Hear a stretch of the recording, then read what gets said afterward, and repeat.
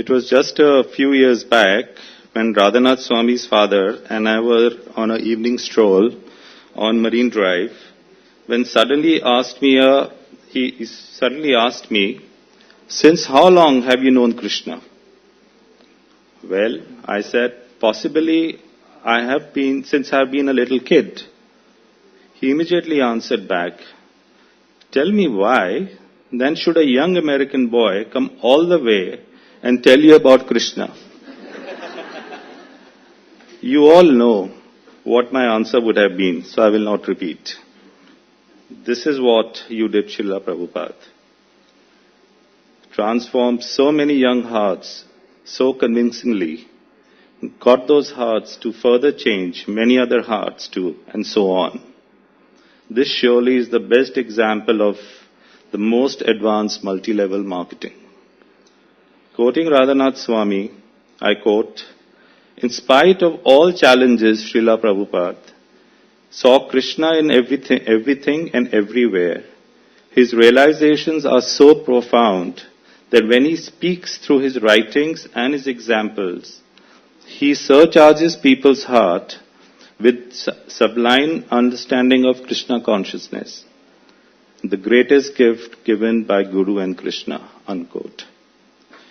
For most people like us involved in so many worldly responsibilities, who would have ever thought of picking up a Srimad Bhagavatam or an Isha Upanishad or any other such advanced scripture unless they were presented in a manner which was so easily understandable to us?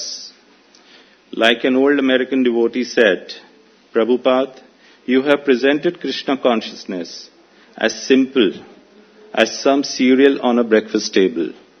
Prabhupada, you have made this a way of our daily life."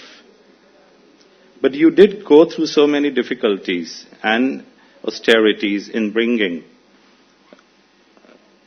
this simple cereal to our tables. The Krishna Goswami once mentioned in his offerings that in 1944, in the middle of the World War, there were no paper available in Calcutta market, so you could not publish your Back to Godhead magazine. All paper was reserved for the use of the army. You did not give up. You met a big officer who said, "Swamiji, all the paper has to be reserved for the war." And you replied, "Exactly, my paper is directly in the interest of the war because my paper will bring peace." And you got the paper and published Back to Godhead.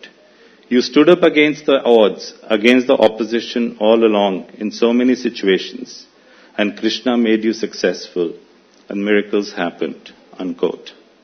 Srila Prabhupada, once you asked a devotee, "Can you quote the verse?" He could not. Prabhupada said, "Just see, you're not reading my books. You have to read my books and you have to study and learn my books. Just like a lawyer learns the law books. You must know everything, chapter and verse. If you do not know, how will you teach these men unless you know my books?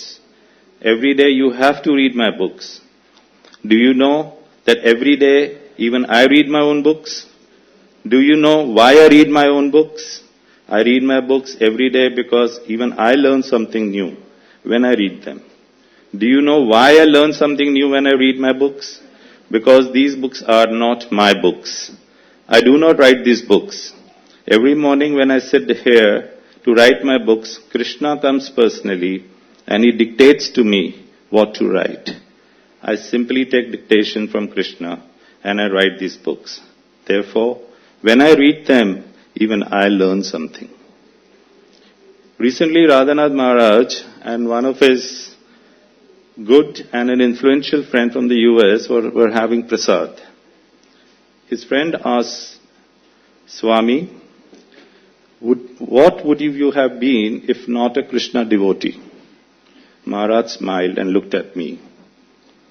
I immediately answered in my ignorance, "Well, maybe a chairman of one of the large companies of the world."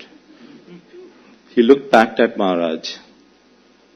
Maharaj kept quiet and then profoundly said, "Dead." Thank you, Prabhupada, for keeping us alive. Srila Prabhupada ki jai.